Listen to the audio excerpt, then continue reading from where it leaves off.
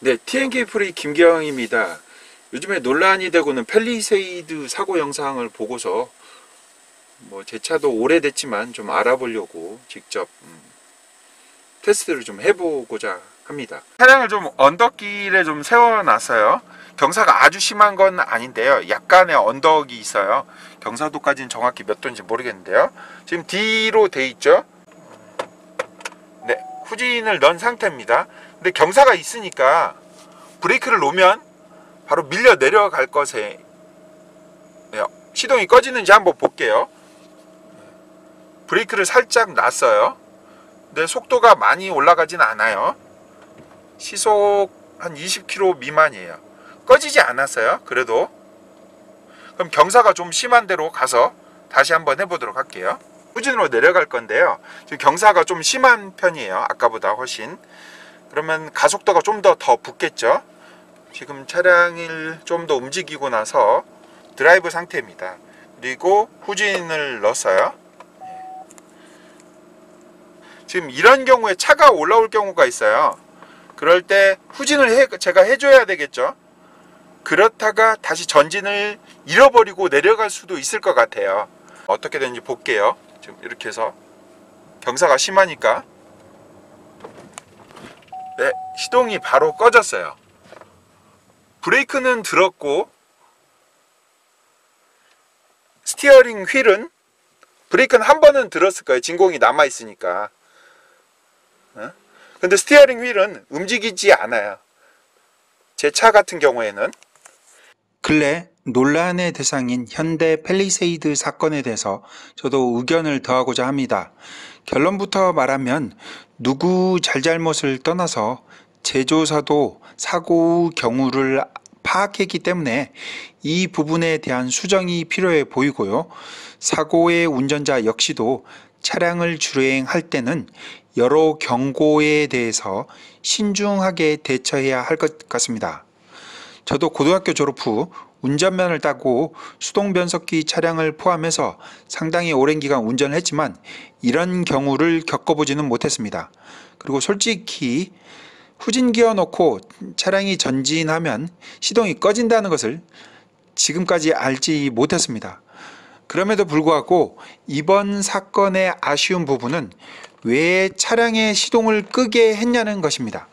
물론 제조사도 이런 경우를 예상하지 못했을 것입니다. 하지만 시동을 끔으로써 발생할 수 있는 예상 상황을 제조사가 가장 잘 알기에 좀 더 신중하게 판단했어야 한다고 생각합니다. 일부 영상에서는 BMW를 포함한 차량들이 동일한 경우에 변속기를 임의로 후진해서 중립으로 변경하는 것을 볼 수 있습니다. 솔직히 이런 경우를 예상하고 이러한 로직을 설계한 자동차 회사를 보고 놀랐습니다. 미션 보호를 위해 후진해서 중립으로 변속기가 변속되었고 엔진을 정지시키지 않아서 브레이크를 동작할 수 있었습니다. 따라서 더 큰 사고는 막을 수 있는 것입니다. 시동이 꺼진 게 굉장히 논란이 된 부분이에요. 그러면 시동이 켜졌을 때 하고 켜지지 않았을 때 그 차이점이 뭔지 좀 간단히 좀 보도록 하겠습니다. 제 차량 같은 경우는 10년이나 된 옵션이 거의 없는 차량이에요. 물론 자동 변속기이기는 합니다. 옵션이 거의 없는 차량인데요. 심지어 요 근래 아주 많이 있는 버튼식 시동 거는 그런 것도 없어요. 키로 직접 동작해야 되는 거예요. 한번 돌리면 약간 전원이 공급된 것 같아요. 지금. 그리고 이 상태에서 또 한 번 더 키면 시동은 걸리지 않았죠. 근데 계기판에 이렇게 보시다시피 전원만 공급됐습니다. 차량의 후드 쪽에 있는 12V 배터리 전원이 들어오게 된 거죠. 근데 브레이크가 팰리세이드 쓰는 방식하고 똑같은 진공식 방식을 부스터를 쓰는 방식이에요. 시동이 켜지지 않는 상태에서 동작하지 않는 게 있어요. 그게 무슨 말이냐면 엔진이 켜져야만 동작되는 부분이 있다는 거예요. 먼저 이거는 그 전자식 파워 스티어링 휠 자체가 아니에요. 유압식으로 쓰는 아주 옛날 방식이에요. 스티어링 휠 자체가 지금 시동이 안 켜져, 엔진이 켜지지 않은 상태에서 전원만 공급되면서 스티어링 휠 자체가 돌지가 않습니다. 그리고 또 다른 게 영향받는 부분이 바로 브레이크 페달이에요. 진공 상태를 유지해서 하는 방식이기 때문에 이것도 알아볼 수가 있어요. 잘 들어가요? 조금 덜 들어갔어요. 세 번째 하니까 거의 안 들어갔어요. 네 번째 하니까 완전 딱딱해졌어요. 다섯 번째 거 완전히 딱딱했어요. 들어가긴 해요. 뒤에 보면 브레이크 등이 들어오긴 합니다. 하지만 아주 큰 힘을 가해야만 됩니다. 어떤 경우와 이유를 불문하고 반드시 안전하게 상황을 종료할 수 있는 부분까지 생각해야 합니다. 엔진을 끔으로써 차량 부품을 보호할 수 있다고 하지만 그보다는 그 안에 타고 있는 사람이 이 상황을 벗어날 수 있는 최소한의 방안은 마련되어야 하는 것이 더 중요하다고 판단합니다. 그럼 펠리세이드 LX2 브레이크 구조를 보겠습니다. LX2 브레이크는 진공 부스터를 이용하는 방식입니다. 다른 방식도 있습니다. 제조사마다 다르게 동작하고 저는 현대 기아차의 경우만을 살펴보겠습니다.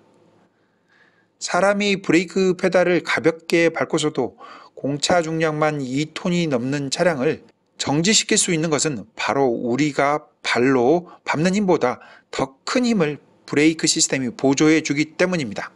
영상에서 보다시피 오른쪽에 디스크 브레이크를 보면 되겠습니다. 디스크하고 드럼하고 브레이크가 약간 구조가 다른데요. 요 근래 디스크 브레이크를 많이 사용하기 때문에 펠리세이드 같은 경우는 디스크 브레이크를 쓰기 때문에 우측 그림을 보면 되겠습니다. 운전자가 발을 놓고 브레이크 페달 부분이 있겠고요. 그 다음에 브레이크 부스터입니다. 페달의 힘을 증폭시키는 부분이라고 할 수 있겠습니다. 그 다음 파트로는 액체를 통해서 브레이크 액을 직접 타이어까지 공급하면서 압력을 가하는, 힘을 가하는 부분이 마스터 실린더라고 할 수 있겠습니다. 그러니까 브레이크 시스템은 크게 세 가지로 구분된다고 할 수 있겠습니다. 자세히 보면 이렇게 진공 방식 부스터를 쓰는 브레이크 시스템이 바로 이런 형태로 되어 있습니다. 동그랗게 원형으로 된 부분이 바로 진공 부스터가 되겠습니다. 왼쪽 부분이 페달 부분이고요. 오른쪽이 차량의 후드를 열었을 때 브레이크를 넣는 부분이고 아래 부분이 마스터 실린더 부분이라고 할 수 있겠습니다. 자세히 보면 펠리세이드 LX2는 이렇게 구성된다고 할 수 있겠습니다. 맨 왼쪽이 브레이크 페달 부분이에요. 실제 펠리세이드 LX2의 모습입니다. 그리고 가운데를 보면 동그란 게 아까 진공 부스터라고 할 수 있습니다. 오른쪽이 페달 부분이고 왼쪽이 브레이크 부분입니다. 왼쪽 부분을 따로 이렇게 놨어요. 흰색 부분으로 이렇게 보이고 검은색 막이 있고요. 이게 브레이크 액을 넣는 부분이에요.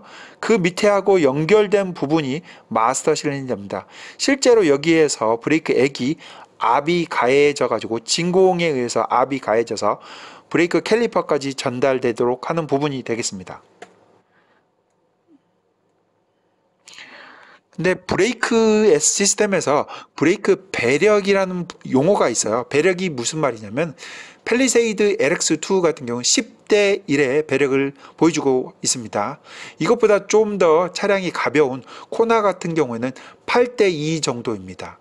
앞에 10대 1에서 1이라는 것은 입력이 1이고 출력, 최종적으로 브레이크 시스템이 브레이크의 압력을, 타이어를 통해서 캘리퍼의 압력을 가하는 게 10배로 증폭된다는 얘기입니다. 따라서 운전자가 브레이크를 1만큼 힘을 가했다 하더라도 최종적으로 나가는 부분에서는 10배가 증폭되어서 나온다고 볼 수 있겠습니다.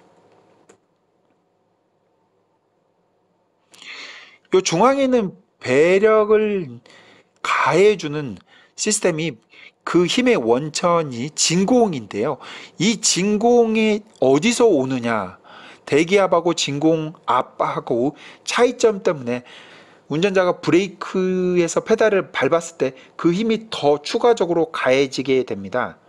그게 바로 어디서 오냐, 바로 엔진에서 오게 되긴 것입니다. 요 사진에서 보다시피 여기 LX2의 모습인데요. 여기 이렇게 연결된 부분이 있어요. 점선으로 된 게, 이게 진공 호스예요. 엔진의 매니폴드 쪽하고 연결돼서 진공을 공급하게 되는 부분입니다. 따라서 엔진이 꺼지게 되면 이 진공을 공급받지 못해서 더 힘을 강하게 해주는 부스터 역할을 못하게 됩니다. 시동이 꺼지게 되면 바로 그 진공이 남아있다가 한 번 받고 두 번 밟으면서 진공이 없어지다 보니까 결국 세 번, 네 번째는 딱딱하게 지게 되고 결국 브레이크가 동작하게 않게 됩니다. 뭐 솔직히 정확하게 얘기하면 동작하지 않는 게 아니라 도와주는 힘이 없는 거죠. 진공 힘만큼의 배력이 안 되기 때문에 그렇습니다. 따라서 보통 1만큼의 힘을 가해야 되지만 그 똑같은 효력을 내기 위해서는 10배 이상의 더 힘을 발에다 가해줘야만 차량이 멈추게 되겠습니다. 따라서 굉장히 큰 힘을 가해야만 차가 멈추게 된다는 얘기죠. 이런 테스트를 굳이 할 필요는 없어요. 브레이크 분명히 동작하고 있는데 굉장히 더 큰 힘을 가해야, 아주 꽉 밟아야 차가 멈추게 되니까요. 이미 반응 속도가 느리기 때문에 브레이크가 딱딱하다고 해서 더 밟지는 않을 거예요, 사람들이. 그래서 차가 안 멈추는 경우가 종종 있고, 브레이크가 안 되다 보면 반응이 늦다 보면 결국 충돌하게 되는 거겠죠. 다시 보면, 여기에서 보면 지금 현대자동차가 제공하는 거에 따르면 LX2가 10대 1의 배력을 제공하는데요. 이 배력이 마스터 실린더 내부에서의 배력을 얘기하는지 아니면 브레이크 페달 쪽에서 까지의 배력을 합쳐서 그런 건지는 잘 모르겠습니다. 보통 페달에서 3에서 4배 정도의 배력이 되고요. 거기다가 진공 부스터를 통해서 5에서 7배 정도가 더 추가적으로 배력이 돼서 한 10배 정도가 된다고 할 수 있겠습니다. 차량에 따라서, 차량 무게에 따라서 배력 정도는 다르겠습니다. 일부 실험 영상에서 토요타의 프리우스 차량을 한 것은 문제가 있어 보입니다. 다른 차량과 브레이크 시스템이 다르기 때문입니다. 현대 기아의 근래 하이브리드 또는 전기차 시스템에는 모비스가 개발한 IEB 또는 만도가 개발한 IDB라는 브레이크 시스템이 들어가게 됩니다. 잠시 보겠습니다. 원래 통합형 전동 브레이크 시스템은 만도와 현대모비스 제품이 전기차에 적용되었습니다. 이 브레이크 시스템이 저쪽 코나 일렉트릭 같은 경우는 모비스커야 IMEB 시스템이 들어갔고, 니로 같은 경우는 IDB에서 만도 제품이 들어가 있겠습니다. 지금도 차량에 따라 각각 달리 적용되는 것으로 알고 있습니다. 이 시스템은 기존의 진공을 이용하는 브레이크와는 달리 전동 모터를 이용한 하이드로 압축 방식을 사용합니다. 따라서 전동 모터를 구동할 수 있는 배터리 전원만 있으면 구동이 가능합니다. 다시 말해 엔진의 진공을 이용한 부스터가 필요 없습니다. 따라서 현대 기아 차량의 하이브리드 플러그인 전기차는 동일한 상황에서 엔진 시동이 꺼지더라도 브레이크 제어하는 데는 큰 문제가 없을 것으로 보입니다. 제가 직접 차량으로 테스트해 보이지는 못했지만 진공 부스터 방식과는 다르게 동작할 것으로 판단됩니다. 이번 사고를 통해서 몇 가지 제안하고자 합니다. 첫 번째는 이런 경우도 있을 수 있기 때문에 제조사의 보완이 필요해 보입니다. 실수로 후진기어를 넣고 전진하는 상황이 발생하더라도 엔진을 끄지 않고 변속기 중립으로 변경하는 것이 바람직해 보입니다. 두 번째는 버튼식 변속기의 채택이 점차 확산되고 있는 상황입니다. 차량에서의 실내 공간을 더 넓게 사용할 수 있기 때문입니다. 안전하고 확실하게 변속을 할 수 있는 방법에 대한 연구가 필요합니다.